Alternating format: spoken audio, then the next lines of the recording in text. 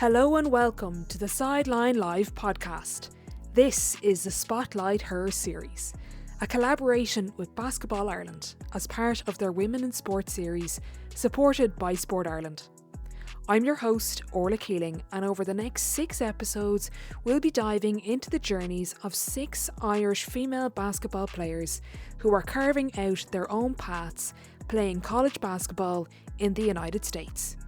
From early morning practices, balancing academics, homesickness, and ambition, we'll explore what it really takes to compete at one of the highest levels of basketball. We'll uncover their journey and what it's like representing Ireland on the world stage. One game, one story, and one season at a time. This is SpotlightHer, where we celebrate the athletes, the journey, and the game.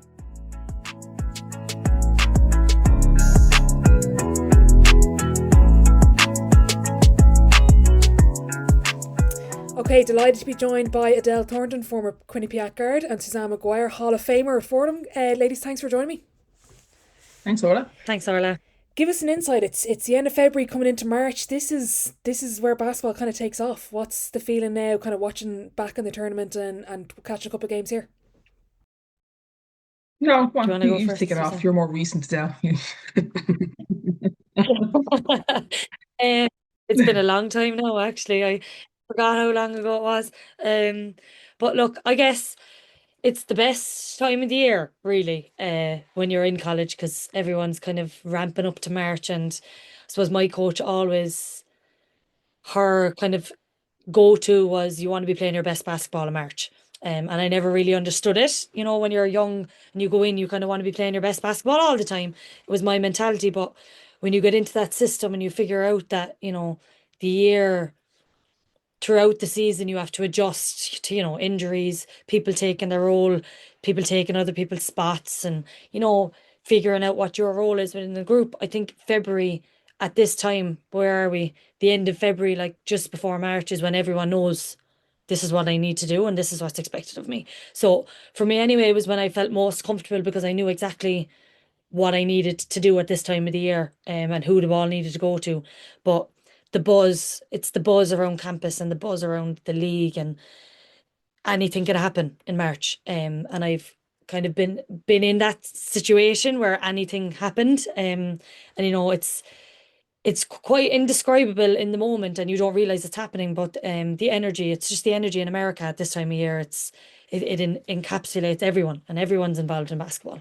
So Is Sam similar energy for you going freshman year? Yeah, I mean, like, so it's, I suppose, to focus on, like, as a freshman versus senior. So there's obviously different emotions as you ramp up through your college career. So, like, Ella was going to have a different, you know, of some of the girls over there, different feeling as seniors versus, you know, the freshmen, because it's, you're now coming to the end of your playing career. So you're really trying to hold on to all the games and all the moments and all that kind of stuff. Like, but yeah, as Adele said, listen, you know, the cherries are there now for you know, conference winners to get into a tournament, so you can play for that. So like, there's a lot to play for. Unlike, you know, at different leagues, when you surpass college, you still have a lot to play for if you're in the reckoning for your conference, because your conference obviously then can get you potentially a berth into the tournament. That's what happened to me, and we'll talk about that later on. Like, but my freshman year was the first year the Patriot League had an automatic bid. So there's a lot to play for then towards the end of the season when you come into this part of it. Like, so as Dale said, you want to play your best basketball coming into your conference tournament, and then obviously, you know, seeing where it's at. But there is a great buzz. You know, you've gone through the Christmas period. You're coming out the other end. The seasons are hopefully getting better. I was in New York, so it's getting better outside. You know, like the weather's, like all that kind of stuff. It's just kind of re-energizing you, and you know, it's kind of a different feeling. You've also got the college experience and college life that's going on at the same time. So there's a lot of buzz happening, but you know, you're coming kind of through to the, you know, the real important part of the season where you can still make a mark. So yeah, it's good fun. It's good fun.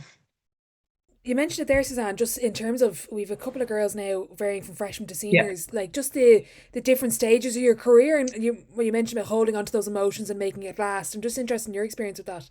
Yeah, I mean, like I remember some things very vividly. It was a long time ago for me, but I remember people saying like 4 years goes by so quickly, and you're there going like, what are they talking about? No, it doesn't. Like it's 4 years. Like, but 4 years when you're 18 years of age, like seems like it's a lifetime. And it does, it goes through so quickly. Like, so freshmen, and, we'll get into where the girls are at, like, but, it's your first experience of going through all of this. So you're really learning. I learned an awful lot. I hadn't a clue going in, like, NCAA tournament, like, I didn't have a clue. Any of that stuff, like, wasn't really exposed. We didn't see an awful lot of it over here before going. But the girls be very au fait what's going on in terms of like the tournament and all the hype and the buzz. Like so as a freshman, you're really just embracing it. This is all brand new. This is great, good crack, and you're doing the thing that you love to do. You're learning as Adele said, you're finding your role in place. But as a senior, you've gone through it and you enjoy it so much that you're really at that point of holding on. You're about to hit senior nights, or already have surpassed senior nights, your last home game, and everything is now the last of, and so it's from a basketball point of view, you really want to make those runs go as long as you possibly can, both through your own tournament, for your conference, and potentially, maybe to get to the NCAA tournament. So yeah, it's a different range of emotions from first year to last year, and in between, obviously, it's a little different too. Yeah, yeah. I think Ella's senior night is tomorrow. I think. Tomorrow, yeah. Adele, what's that like? You're not too far removed from it. Like senior night, very emotional. Family, friends fly over. What's that experience like for the girls? Yeah, I guess it's just for Ella. I'd assume she might have family there, and it's for me it was quite of a week, that people flew in and flew out, and it's the build up to it, and I think you get kind of can get caught up in it, and like Suzanne said, it's quite emotional, and you're trying to hold on to it, uh, and to be honest, I don't know for Ella, she's quite a go with the flow type of girl that I don't know if she'll realize how big of a deal it actually is until it's over, um. But I guess, they have a really big opportunity to keep the ball rolling this year. They're on a good run here now. Um, so to be honest, I think her mindset will be on the game, and then, the aftermath of everything will come after the game. But yeah, it's a sad one because I know she's had such a positive impact on so many people there, not just in basketball and outside of basketball. And when you get to that point of senior night, you have friends that aren't basketball players, and they're all there, and everyone makes their mark on you, and you make their mark on them, and then you get to talk to everyone after the game, and it kind of settles in, and the dust settles after a win, hopefully, and you kind of look over that court again, and you're never going to be. I think she's quite unique where she is because you look down on the court, and you're not going to play there anymore, and it is emotional, but like Suzanne said, the range there between you'd think it'll never end as a freshman, and then as a senior, you just want it to last forever. But it's emotional for them all, I'd say, and for Maria as well. Ella won't be there anymore after tonight, so it'll be interesting for them. Yeah, they definitely have a tight bond. Suzanne, another senior that's been lighting it up is Lucy Coogan. I take it like she's just Yeah, flying it. yeah, and fair play. Like I really, really kind of like the decision that certain players make, and it's interesting around the decisions that players do make. In terms of where they want to go and what they want to achieve. I mean, like Lucy's at a Division 2 school, but that it's you're still playing high level basketball. You're still playing it every day, and she's getting an opportunity to play.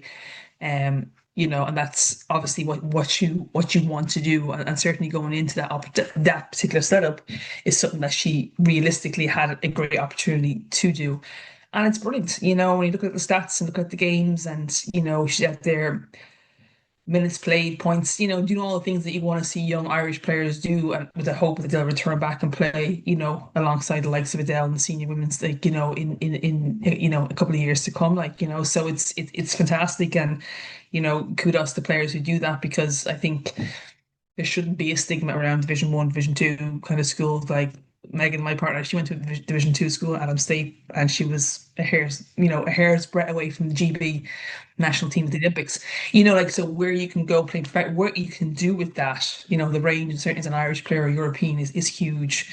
But having the stats and having the career history there will pay dividends to her, whatever her next move may be. So yeah, fair play to her. I think it's brilliant. Adele, I was counting here of the 7 girls I'm covering. Have you coached three or four? Um, I coached a good chunk, yeah. Um, Emma and Grace were on the same Irish team that I was with. Did Who Amy else? overlap with you and Brunel at one point? She played. It was the year she tore her Oh, ACL. okay. So Amy's first night back was my first night out. I tore mine and she was back. So it was an interesting one for us, yeah. Who else? Yeah, do you know what? I feel like I've been around everyone. Ella overlapped with me in Meishers just before I came home and COVID happened. And Maria, I just feel like I've been, I never coached Maria, but I feel like I've been around her for quite a bit. But yeah, no, do and they all had the same goals. And, just to see them all now, and like Suzanne said, choosing what they want and not being influenced by everyone else, taking everyone's opinions and, experience on board, but understanding that that's your life and it's your choice and what you want at the end of the day. And I think it's different to when myself and Suzanne were there now, and there's no sit out if you transfer, and the transfer portal is a lot more active than it was before. So the girls have an awful lot to think Mm. about every year. Um, because I suppose from talking to my own friends from college, and my friend Carly is now on the coaching staff with Maria and Ella, and she just said it's a different ball game, that every year you can get a new point guard in if you want, and it's really hard because Maria chose Quinnipiac, but who's to say that there's not a senior going to come in on her senior year that's a super senior? It's really different, and I think the girls are navigating it very well, from what it looks like, but I'd say it's a tough one to navigate now, and not knowing. It's the not knowing of what any player is going to do in the off season is difficult. How difficult is it coming in? Speaking to the girls on the podcast and stuff, like naturally being in Ireland, they were generally probably the best player of their age group, maybe the age group above for the majority of their career, maybe a couple of setbacks here and there. But coming into a college program as a freshman, or coming in from a junior college or transferring, just finding your role and staying the course, Adele, like, how difficult is that? Very. I think people underestimate it, to be honest. And I suppose Ireland is really small, and obviously when the girls are going, and look, we're all basketball people and we're all talking about the girls that are there. Everyone knows who's there, and you're very aware of that when you're away. Especially your freshman year, I think you have this big expectation of yourself in your head, and you were never the player that didn't get in, um, or the player that didn't know if they were going to get in, even if they were playing well. Uh, and I suppose I hit that with the ground running in my freshman year. I got lucky in the sense, well, lucky is one word, but we did a 5 in 5 out system in Quinnipiac, so I knew 10 people were going to get in, so you just had to be in that 10. Um, but to be totally honest, the first year, I think everyone's like, okay, it's fine.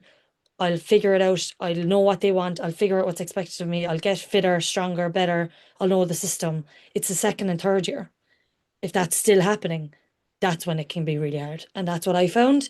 Um, my freshman year I played, and then got an injury, didn't play so much. My sophomore year didn't play as much as I thought I would. And then my junior year I actually played. I had an expectation then because I was like, okay, I started my sophomore year, but then the people coming in were better. So it's really hard to navigate that because, like you said, you came from like a role where you were really probably the best player on the team, and some of those girls were the best player on their Irish teams, and then all of a sudden you're thrown into the mix, and the mix changes every single year. It's uh it's a difficult one to navigate, but I think, like Suzanne said, once you get to the senior, you figured it out, and you kind of I'd go back to the start again if I could, um, with all the knowledge. But look, it's very hard to navigate, and unless I think they're lucky at this point that they've had people that have gone before them that are willing to talk so much, and they're there together and they know each other from Irish teams, that they hopefully are leaning on each other enough, um, because it's a really unique experience that not everyone talks about how difficult it is in that second and third year. The first year is hard, and the last year is hard because you just want everything to go right. But the second and third is where I found it the most challenging. What was your experience, Suzanne? Like, you had an interesting thing as well. You changed conference in your junior Yeah, year. yeah. Well, fortunate, I suppose, maybe is a way because the head coach who was bringing me in was notorious for I don't play freshmen. right? So that was her kind of policy. And back then there was an awful lot around freshmen didn't get to play so much. But she returned back to one of the Ivy Leagues where she'd coached before, Dartmouth.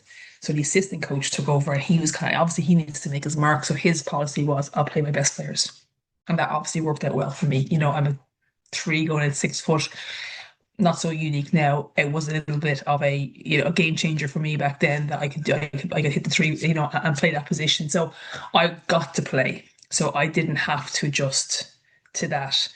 Plus, we're playing in the Patriot League. Yes, we went to the A10 my junior year, which was a step up, but the Patriot League at the time wouldn't have been the most competitive league. So, in terms of kind of roles or having to have a role or what this team could do, I could pretty much continue to play as I had. Now, Del, you went to what, Sweet 16 in the tournament. Like, you're not going there without like a very, very like cohesive, very like drilled team that knows exactly what it needs to do to win, and everyone knows exactly what they need to do to win. And that's where I think your perspective for the likes of Emma and Grace, who are in the situation where the tournament is absolutely realistic, winning it. Yeah. Winning it I need is to do realistic, this. so Yeah. they're in a very different position than a lot of players in terms of going over. Yes, they were they played an awful lot here. You get forgiven for an awful lot over here as the best player too. Not always right, but you get forgiven. You get the confidence coaches have in you becomes a necessity almost more than what you kind of earn all the time. You're asked to do an awful lot, so you have a range of skills that is what gets you there, and then you wonder why you can't express yourself, the way you want to, but you can't because those programs at that level, it's the highest, and it's a unique, Adele, you experience that. I know talking to you, you've experienced that with Quinnipiac and how what I did for your game. I think what I did for your game at the time probably was very hard, but watching you come back was phenomenal. From the player that I remember leaving to the player who came back, like who you were come back was more than just the hours of basketball that you got, like, and it completely, I think, transformed and really enhanced who you are as a player. It's tough during that when you're trying to figure out why I can't do the things that got me here in the first instance. So I was quite fortunate that I had the opportunity because of a coaching change when I went in there first, but it could be completely different if that head coach had stayed because her policy was freshmen don't play. You know? How did you feel your game evolved, Adele? Like going through the ups and downs and coming back here. Suzanne obviously commenting from looking at the outside, but how did you feel it evolved? To be honest, at the beginning, I think it got worse in my own head. I thought because like Suzanne said, and that's a really nice way of framing it, that I wasn't able to express myself the way I did.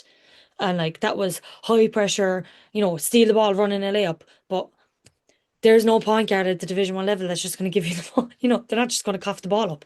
Um, and the speed of going laterally defensively, I wasn't at it yet. I thought I was.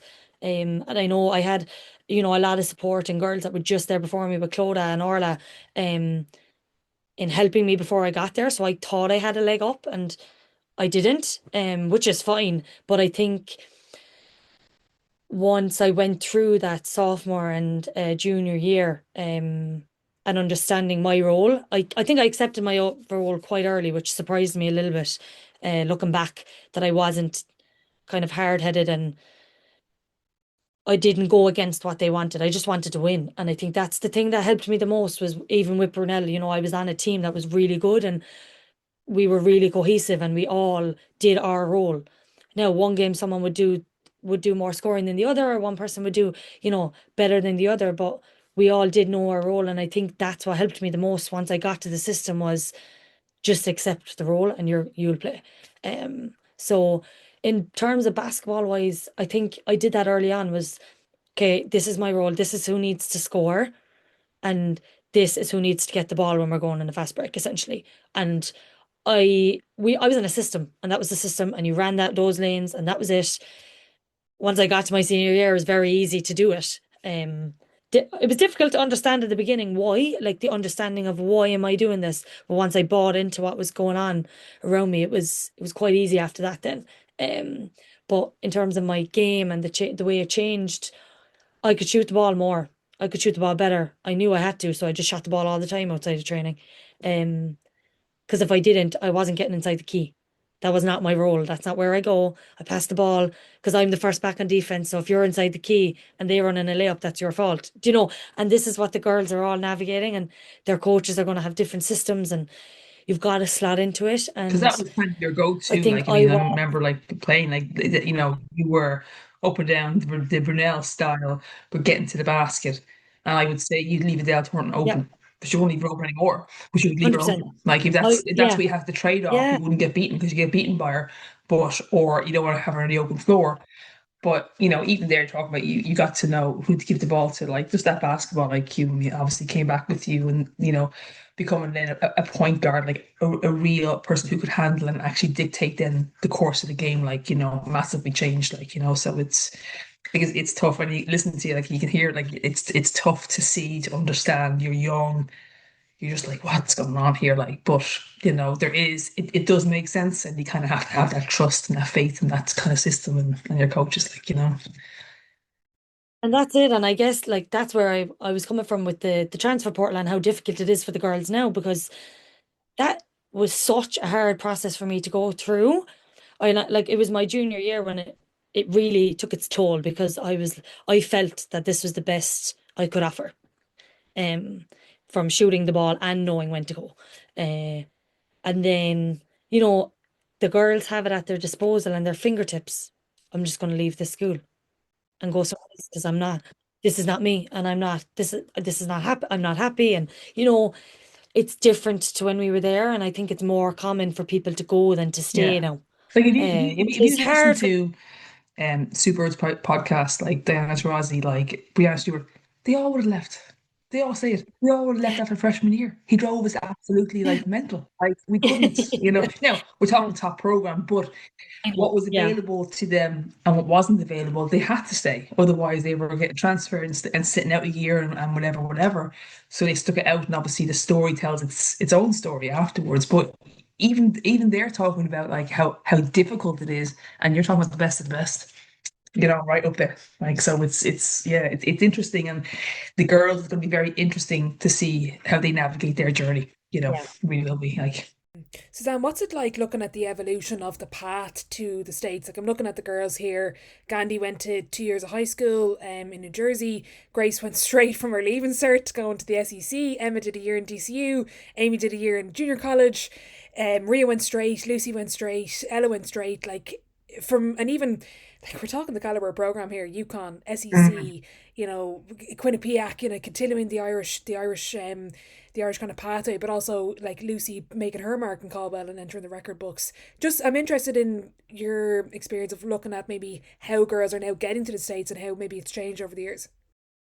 I mean, people always say to me like, "How did you get to college?" Like, it wasn't easy. I mean, like it's way before kind of social media, way before lots of different tools that you have now to get noticed, and we're making VCR tapes of yourself trying to play, and I don't know who made mine, but they put some silly Irish jig with it, and that's what got fished over, like to a couple of schools. Of like really hard. I mean, really arduous, really hard to kind of like get stuff, and even know where to send it, or what you're doing.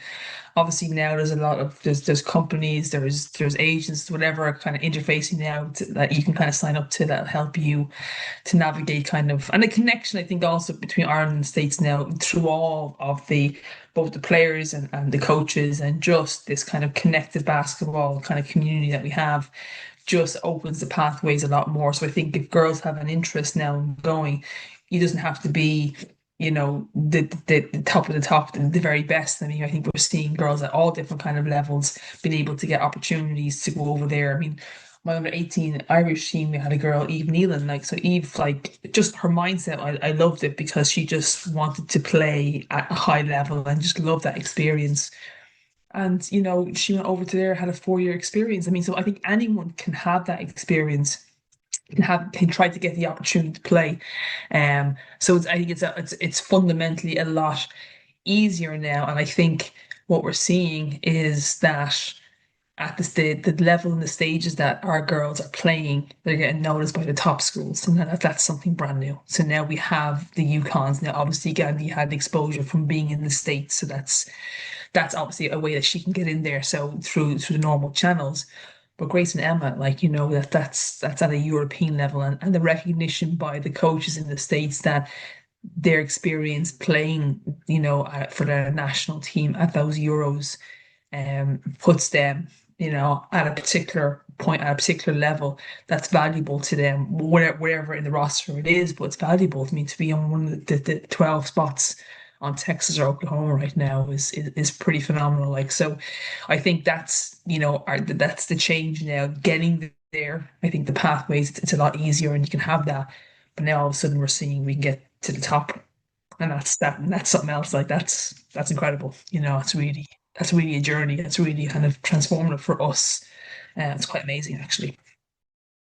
What's it like, Adele? I'm looking at, Amy's journey. She was supposed to, I think she was about to sign with St. Leo, and then did her ACL, and then had to figure that out, and ended up doing a year in Ireland, a year in junior college, and ended up going to where she was planning on going anyway. So it ended well. But just for yourself, like dealing with an injury setback and then knowing the college system, just gone to the likes of Amy, but also maybe other girls listening in that want to go down that route, that maybe have just gone through a big injury, just your thoughts and advice on it. Yeah, I guess when Amy was going through that, it was really hard for her because it was the day before she was due to fly out to do her official visit. So it was quite hard when the injury happened. And let me think, she was in her leaving cert. There was a lot going on, and I don't think at that time that the girls give themselves enough credit for what's going on in their lives outside of, I want to go to the States. You're doing your leaving cert. You need to get the best you can, in case it doesn't work out and you want to come home. And there's a lot of pressure on them, and there's pressure from their clubs, and then all of a sudden you have that internal pressure of, I need to be the best version of myself everywhere to get this and get what I want. And then you're hit with an injury, which I think, from my own experience, and do you know what, I'm lucky enough that it happened later on in my career and I was mature enough to deal with it the way I did. But it something as significant as the ACL is, it teaches you an awful lot about yourself. And now I think those players are actually probably stronger than someone that hasn't gone through it. And I know I didn't really understand it at the beginning either. I had a lot of teammates in the States that had torn their ACL in high school, and in my eyes, in Ireland, oh sure, that would end it. They don't want me anymore. But my coach actually recruited kids that had gone through an injury at times and come out the other side, because there's a mental toughness there that you can't teach. You can't teach someone how to come out the other side of that and get back into high level basketball. And I think for Amy and being there for that, for her journey, because it was just before leaving cert, like I said, so she came to Brunel the following year, and just chatting her through it and talking her through it and making that call on, do I go to this junior school before I go to St. Leo? And I suppose my advice was to jump at the opportunity, because you get to play basketball at the highest level for longer. Now you get to go here, experience this, and then you're more ready when the time comes to go play at a higher level. And I think that's something that, like Suzanne said, that there is a kind of a discussion around Division 1, Division 2, Division 3. If you can go Division 2 and then go up and then play D1, or, if you go D1 and decide, maybe it's not for me and you want to go D2, and I think everyone's journey is their own. And it's so individualized in terms of your experience and what you want out of it, that the injury can only impact you if you want it to, in another sense, or if you let it. So, like, for me, anyone that's injured in a younger age, I wouldn't let it define them at all. They're still growing, their bodies will adjust. It is what it is. But as you get there and you're going through that journey over, the ebbs and flows will come. And if you just let it pass, let it ride it out. But yeah, I guess the thing between the Division 1, Division 2, and Division 3 is everyone else on the outside. Just if you can kind of focus on you and what's your best, that's where my head would be at. And I love seeing, we had a pro in before that went to a low level D1, and then went to Clemson. And to me, that was a huge sign before the person came of like, no, you know what, she went to her level first and then decided I can be better, so I'll go higher again. And it's huge. And, I think if the girls can understand that and see what's best for them, then they'll be fine. I think to that point, I'll just, when it comes to most kids won't face you know, a challenge as significant, like, at that point in their career, if they're facing like an ACL. I mean, and to come back from that, I can understand then coach being like, what it takes for someone to come back and come back better, stronger, Yeah. mentally kind of, resolved and have gone through a period of difficulty that what they may face in their first, second year of being, away Yeah. might pale in comparison to the fact that they've actually gone through something quite traumatic and quite significant that has asked them to really, to dig deep and, both mentally and physically to return back. So, if anything, like most, athletes will say, everything you have to turn to your advantage, even an injury, you have to turn that around and put it into something and manifest into something that's quite positive for you. So, yeah, I mean, you just kind of crack on. That's the Yeah. thing, Yeah. And I think like even that, Suzanne, even with Amy at that time, specifically just Amy, it was Mm, is a good, now you have time to get bigger, get stronger, and go there and be aggressive, because yeah, that was yeah, my biggest thing when I got there was the physicality, and we'd be quite kind of the same build. The girls are big, strong girls, so you have to be strong, ready for yeah, it. So strong, here's yeah, your yeah, chance, and that's the thing of the shift, the mentality of, okay, now I'm going to be super strong going, and that's yeah. that. Yeah. 100%. Suzanne opened up before we hit record with a cliffhanger of a story from March Madness your freshman year. I'm dying to hear it. Give us your Oh, experience. so I would say so. My first 2 years we played the Patriot League, and the Patriot League, until my freshman year, didn't have a route to the NCAA unless we wouldn't be in that particular league. But my freshman year, the winner got an automatic berth, so the winner of the Patriot League then would go into the tournament as a 16 seed. So my freshman year we played Holy Cross. That was kind of the rivalry that we had. We beat Holy Cross, marginally. Went to play the number one team in the nation. Number one team in the nation at the time was Penn State. It was a coach called Reedy Portland, quite controversial I think in our day, and went out there, and I'd never been to a campus that was like 30,000 people. This is your first into like 30,000, like a village of a place that you go to. In we go, and everything about it, I was like, what? Like, I didn't know, what is this thing? What is this tournament? Very, very unaware of the whole, the real March Madness, what it's about, what happens, blah, blah, blah. So in we go, and it really was just trying to be damage limitation. So the 16 seed going into a one seed. In the women's game, still, you very rare to find. I think I'd be surprised if ever there's been such an upset. The way you see it kind of in the men's game, where you can see a 16 seed take a one seed down, and we see 14 seeds or whatever. So you see a lot more in the men's game in terms of teams being able to upset. Like there was zero chance of an upset going to happen here with Fordham going in here. It was damage. So we got absolutely hockeyed. Now we got trashed, like 9, 10,000 people at the game first round. We had never experienced that before, seen that before. But I suppose when I think now and look at the girls that we have in the States now, and this is the progression for me is they are now the one seed. They are now playing for the teams that are the one seed in the tournament, which UConn will be a one seed, Texas will be a one seed. Oklahoma won't be a one seed, but they won't be far off. They'll be probably two, maybe two, depending on how obviously things kind of finish out. But you're looking at this and saying like that's where we've gotten to. We've gotten to playing against the one seeds. Obviously, Adele, you were right there, kind of in that progression going. Yeah. You got to Sweet 16, and were you like an 8 or 9 or something like that, maybe? I think that year we were the 13 and we beat the 8 You were or 13. Okay, something so like you that. had so that kind Maybe of started 12, no, 12. It yeah, was yeah. 12-6, I think, and then we beat 12-8. Yeah. Yeah, so you were there kind of in that progression, as Yeah, in ranking more than just an automatic berth, but actually progressing through on yeah, merit and everyone else. And now we're going to have these girls who are going to be the absolute number one seeds playing against like so. For me, I just think it's the size of the journey. It's for I can remember back there and looking now and saying, oh, isn't that it's a long time, but yeah. for a country our size and the positions these girls are playing, we're not saying that it was one thing about maybe we had like a I know. 6'5" girl or somebody kind of, we're talking about guards, Yeah, guards, which there's, dime a dozen in the States in terms of who could get recruited into these programs.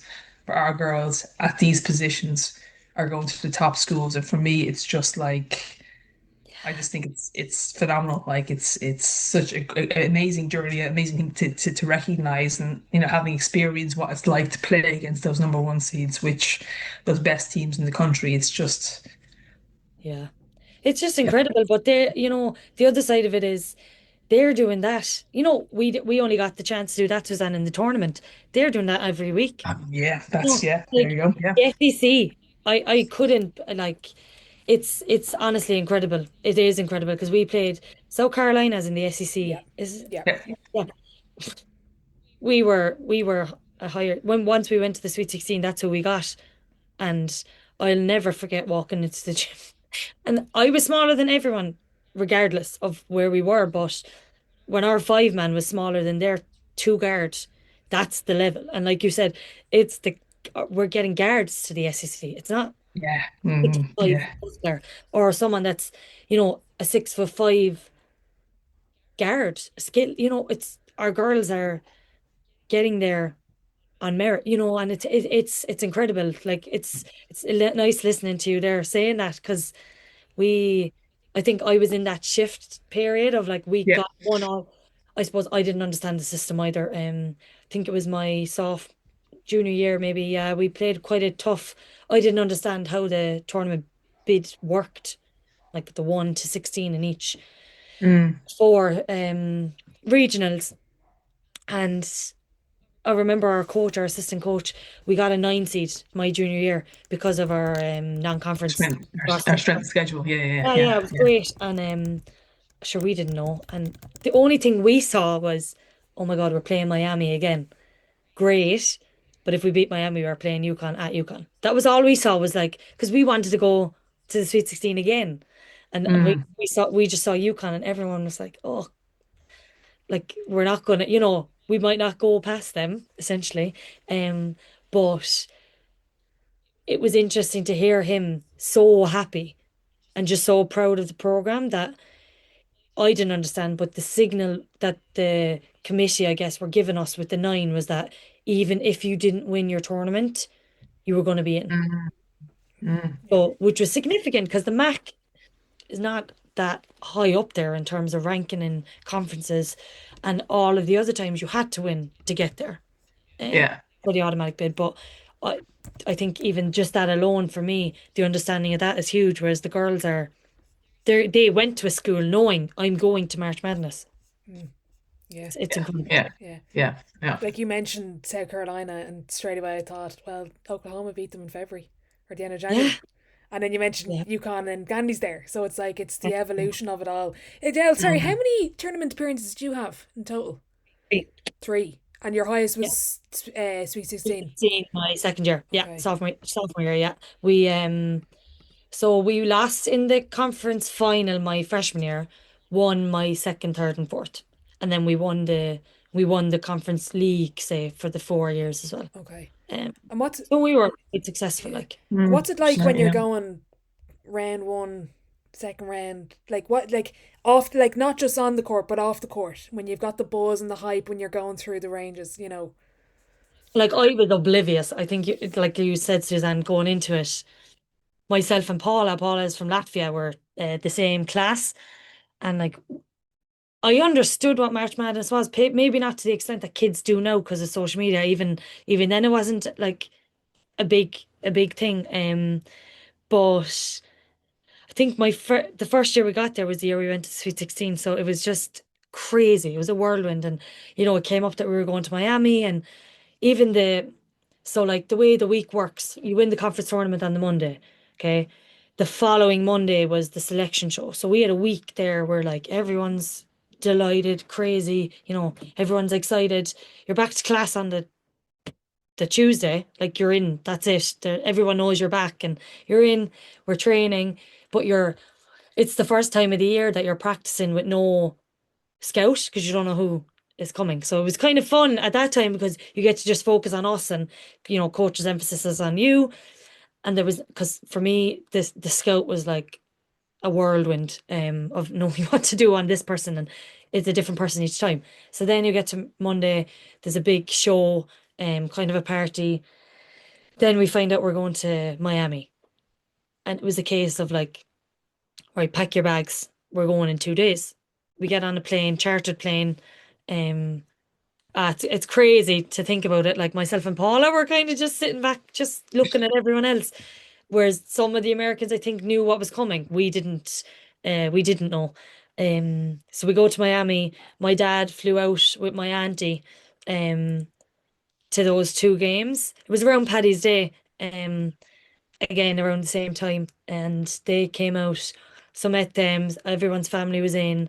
We trained a few times in Miami. Even just the experience of going to someone that had a practice facility. That was our first time having that. That wasn't where they played the game.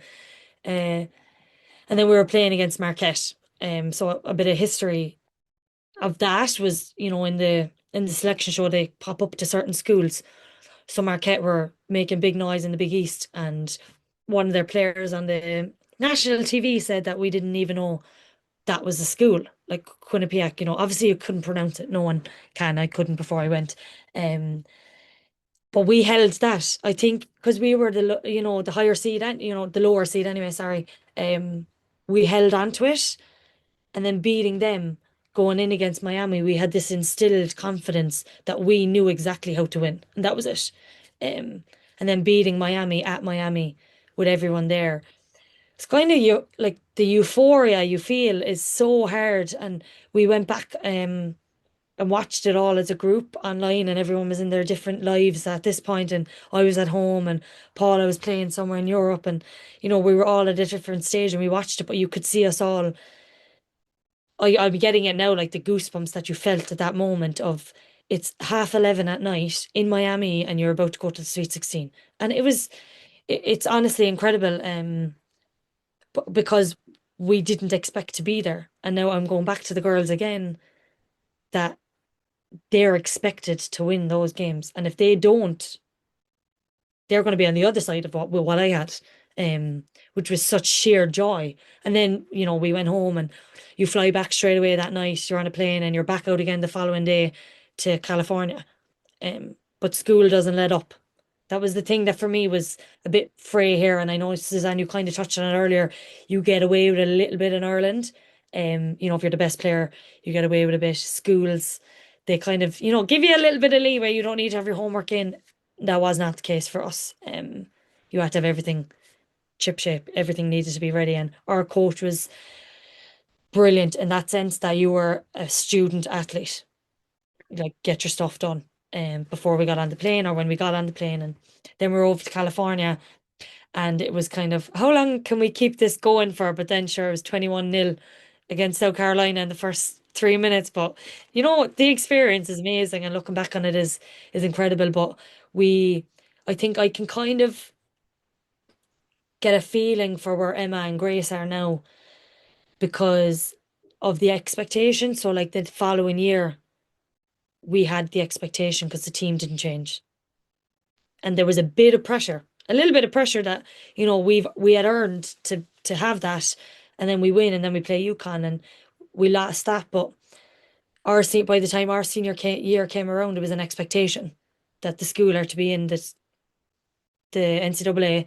And we had what we thought was a good draw. Ended up losing in the first round, but yeah, it's funny, the shift, but for the girls to go in and have that shift immediately is fun. It's fun for them. Yeah, because that was something like I went over to Austin there, and Grace showed me around the practice facility, and then that's another world. And I know they have a specific goal and it's been on the wall since the summer in terms of what they want to do. And then talking to Emma before we recorded, I was talking to her about just her journey.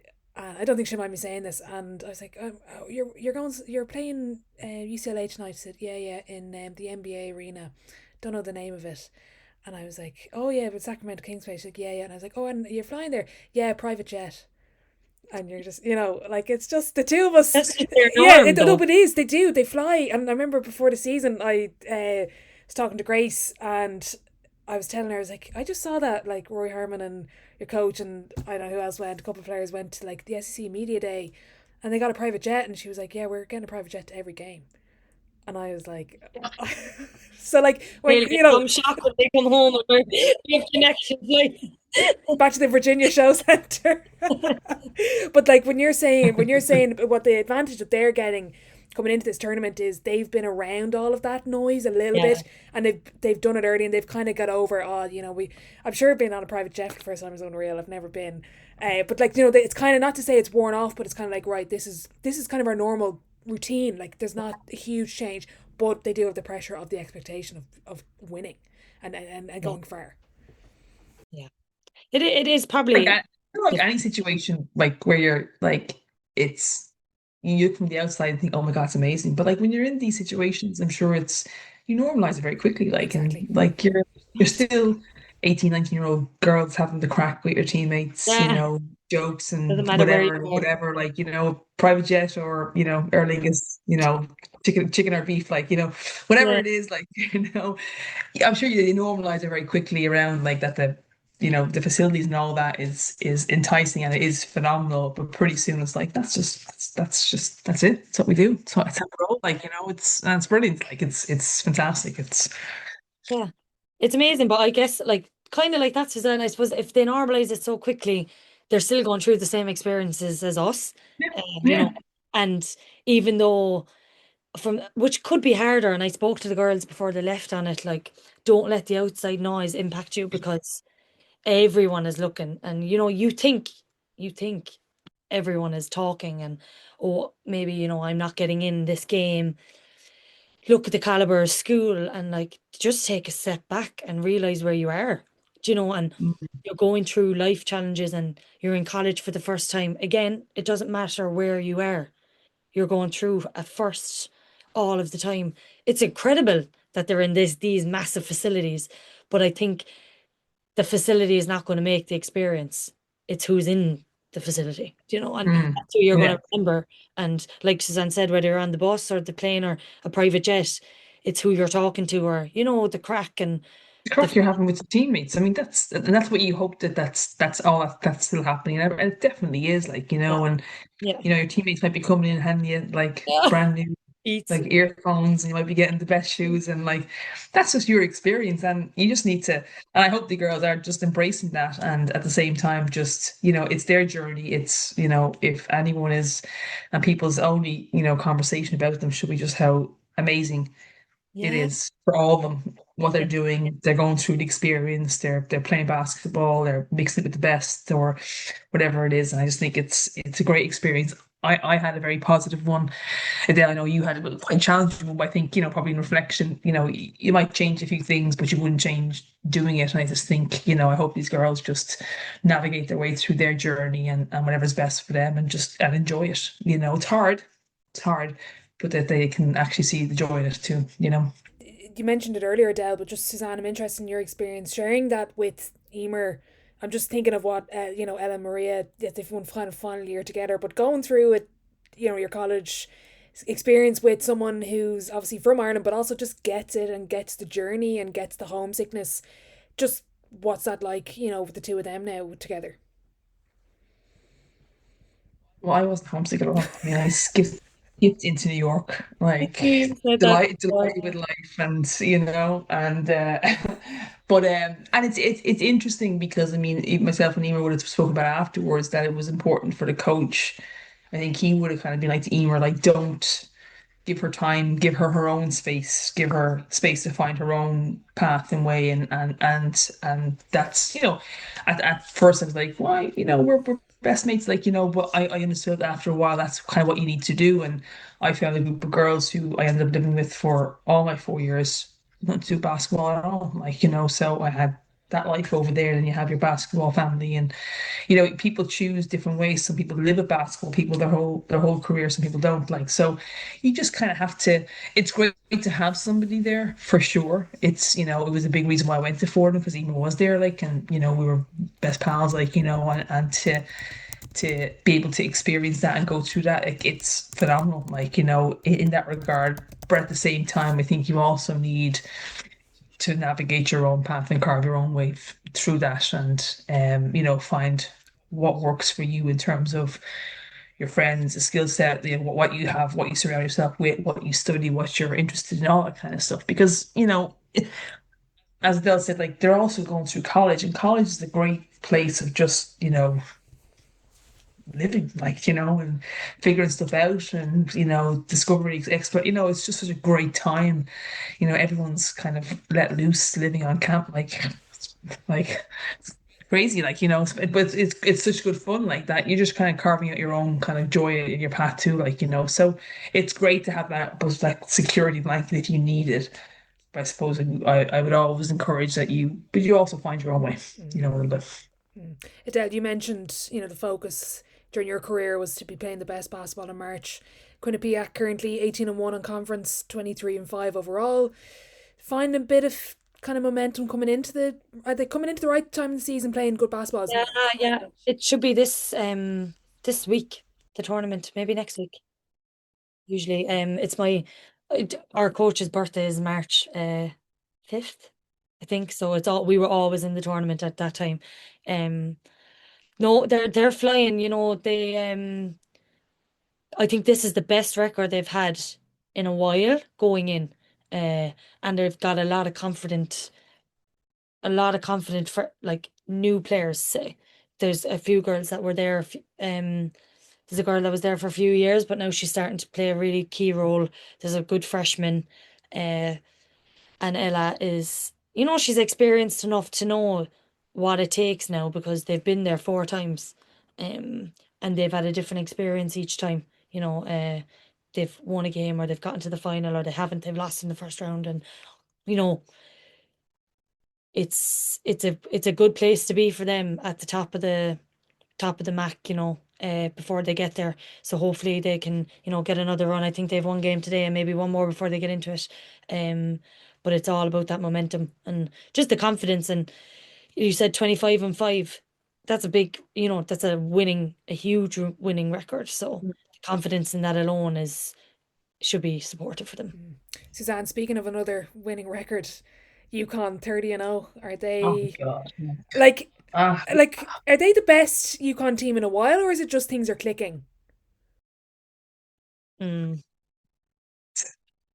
it's like, I remember, watching, the, like, Brianna Stewart era, the year, like, her coming in there, yeah.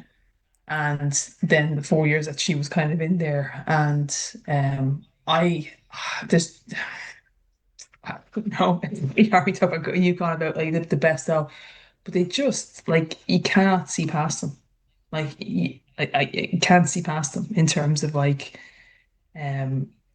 just how well their key players are playing, and just how, like, they just look incredible. Like, just look incredible. I haven't watched too many games, like, but I watched a couple, like, but it's just, last year, I think, after, like, maybe what's helped this group, what might help them, is the fact of them winning it last year, which probably wasn't what was expected, maybe, in terms of I'm not saying they didn't have a high caliber team, they did, but I think it's just a freeing experience now for these guys who just got and won it last year. And now you have players who are coming into their own, like, so it's, best of all, hard to say when you think about all the UConn greats and UConn, the teams over the years and who's played, and the teams that didn't win, and how great they were. But, like, it's just very hard to see past them. Like, really hard to see past Yeah. I them. think they're, maybe I framed my question incorrectly. They're probably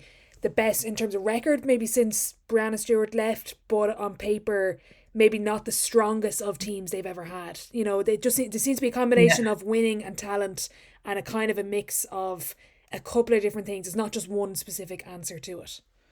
But I think certainly from my from my experience around the most talented teams not always team that wins.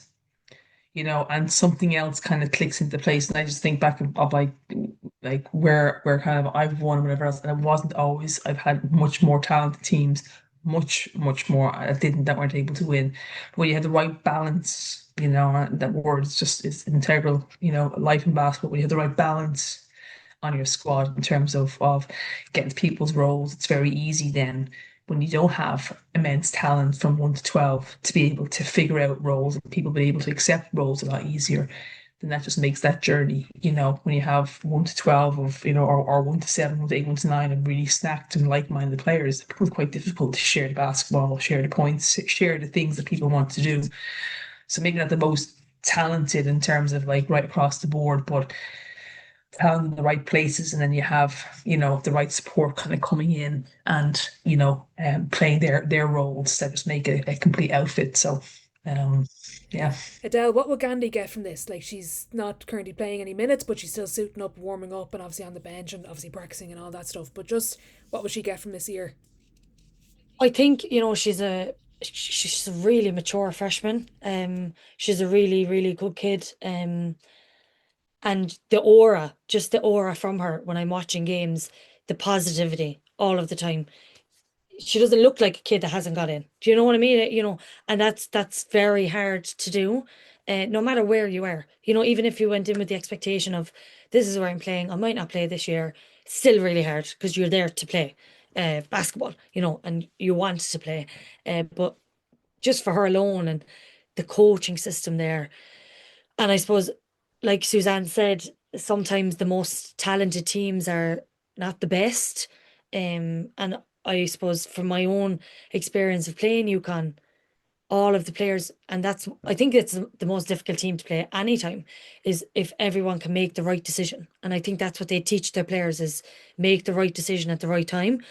And if the right decision is you shooting, you passing, or you creating for somebody else, that's what they do really well.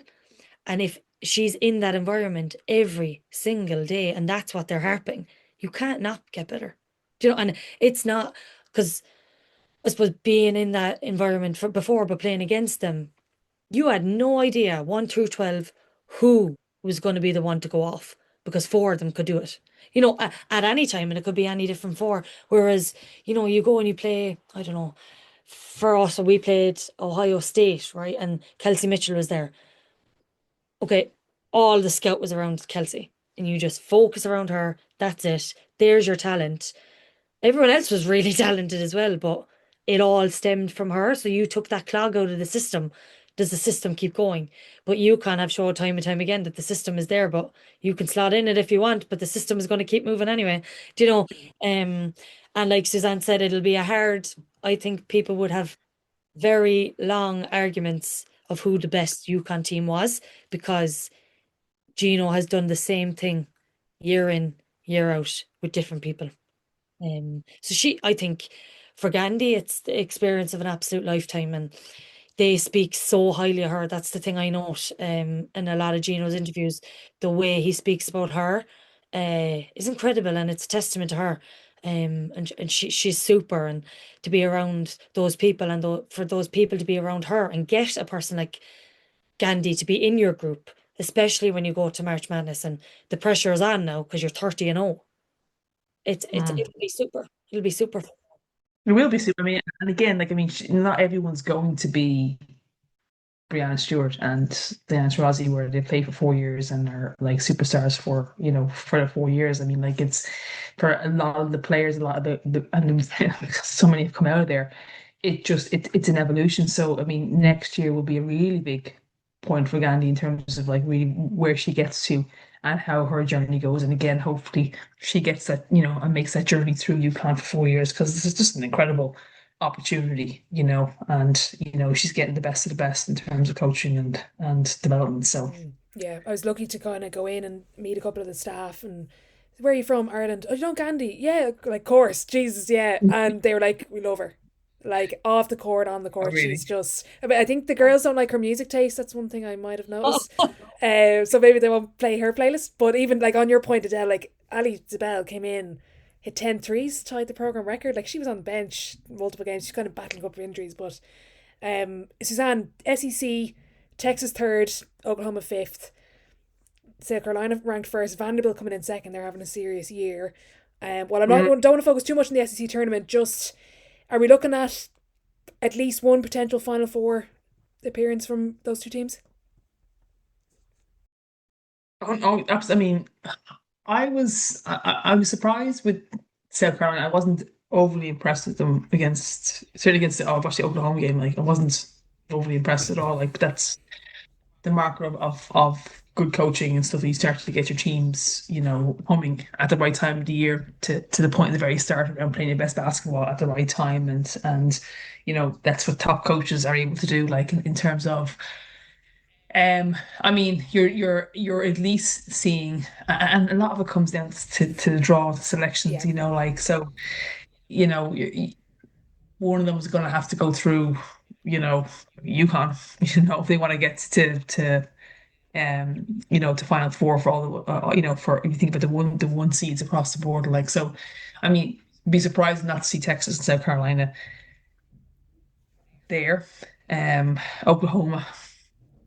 Not sure, not sure for them. Vanderbilt, like you said, um, probably not either. But we'll have a strong run. Like it's always unlikely that you see anyone but ones and two seeds in the final four for women the women's game. And predominantly always the one seeds. I think if you go back and have a look at the history of that, like it's very rare that you'll see anyone below two or three unless they could have been ranked maybe a bit sketchy at the start of the whole thing. Like so, you expect South Carolina to be there. You expect Texas for sure to be there. mm, And then after that, I think the draw and where people land in what sites and in what regions yeah. might play a factor too. Adele, just on wrapping up your college season, I'm looking at Lucy Coogan. She's going to be the record books now at Caldwell. Obviously, what Ella's done, and also the other girls. Eventually they will graduate. Just your experience of coming out of college, just the paths and the opportunities that are there for them, and just as we hope to continue the Spotlight Her series on not only what they'll do in college, but obviously, hopefully, when they go on and maybe pursue professional basketball. I'm just interested in your experience of that. yeah, I suppose for the girls, first of all, I'd say, there's a lot of opportunity for them, and especially, Lucy has carved a huge path for herself. Because a lot of coaches in Europe do look for that D2 high level scorer, because you know there's a toughness there that might not be with the Division 1 athletes. And I suppose from my own experience, Americans that have come into this country, I find that typically the better players that fit this league are from high level D2 schools. They're not D1. Um, because again, like we went, everyone has a role at that level, whereas your role could be a little bit different. And look, it depends on where you go, but the girls have a lot at their disposal, and they get the opportunity to pick whatever they want to do. And we've so many girls playing in Europe now as well that it's there for them if they want to do it. And it's throughout the years a lot of Irish girls have gone and played in Europe and across the board and Australia and different places. I guess it's just what do they want to do? And like Suzanne mentioned, it's different positions. We have post players out there, we have guards in different leagues.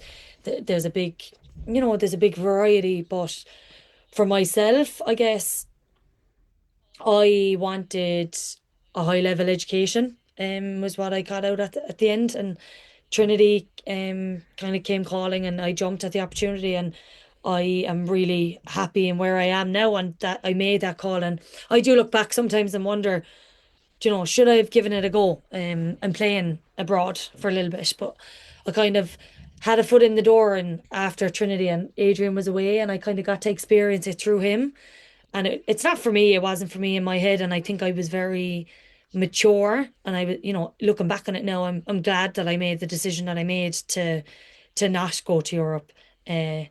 I've had a few arguments with different people around the country of not going, but it was the right call for me.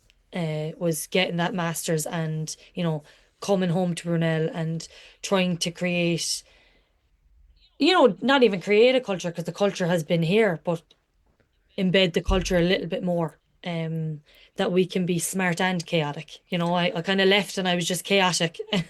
Whereas now I'm a bit more, have my head on my shoulders uh, and you can do what you want to do. So I think for the girls, looking at that, you can do whatever you want and, you can do what you want. And I think that's the biggest thing at that age is understanding that it's for you.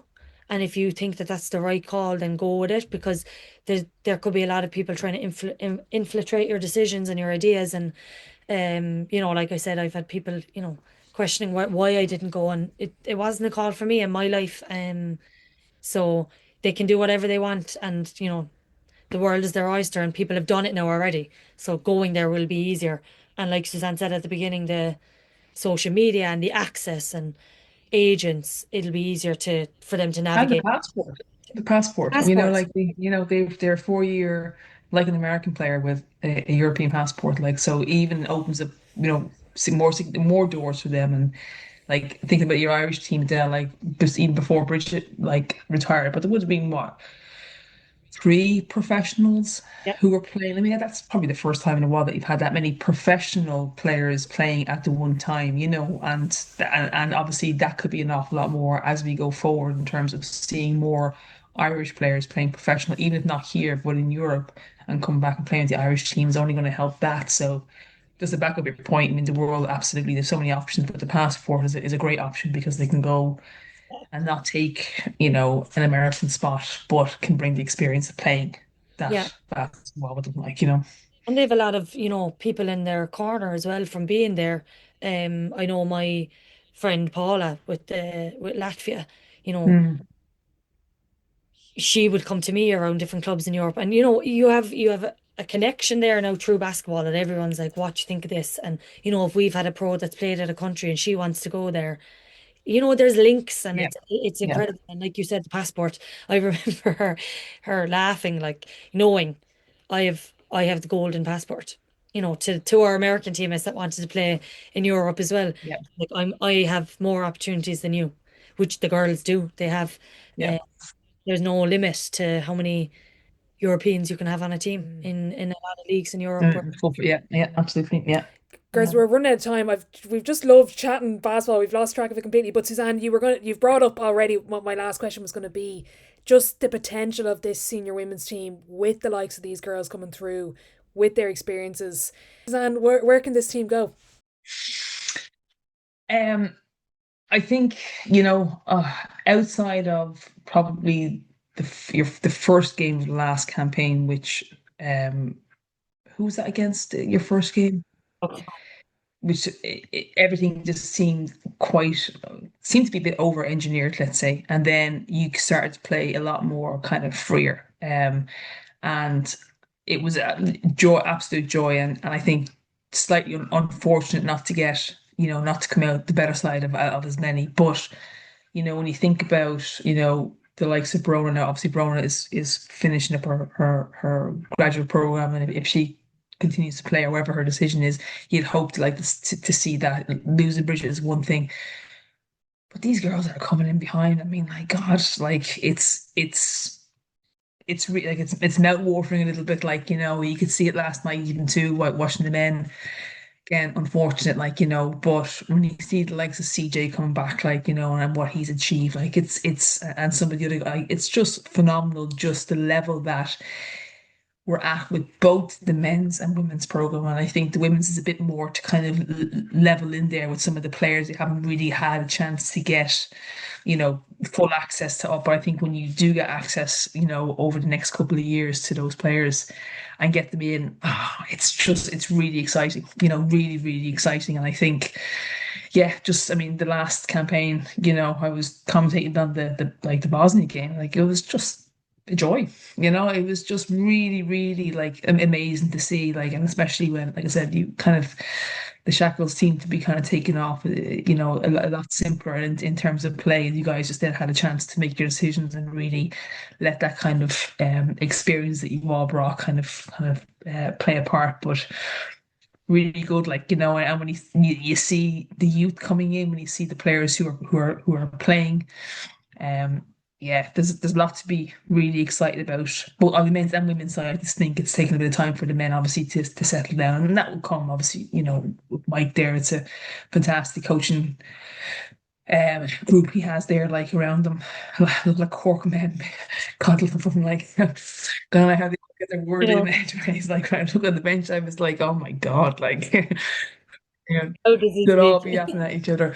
But it's a really exciting time, and just when you get to see some of these girls, like, they get back into the fray a little bit and play, it's going to be super exciting. Like, yeah, so watch it up. Well, brilliant. No better way to wrap it. Looking forward to obviously the senior games coming up, the NCAA tournament, but also seeing where these 7 girls and also the rest progress over the next couple of years, and hopefully we continue the series.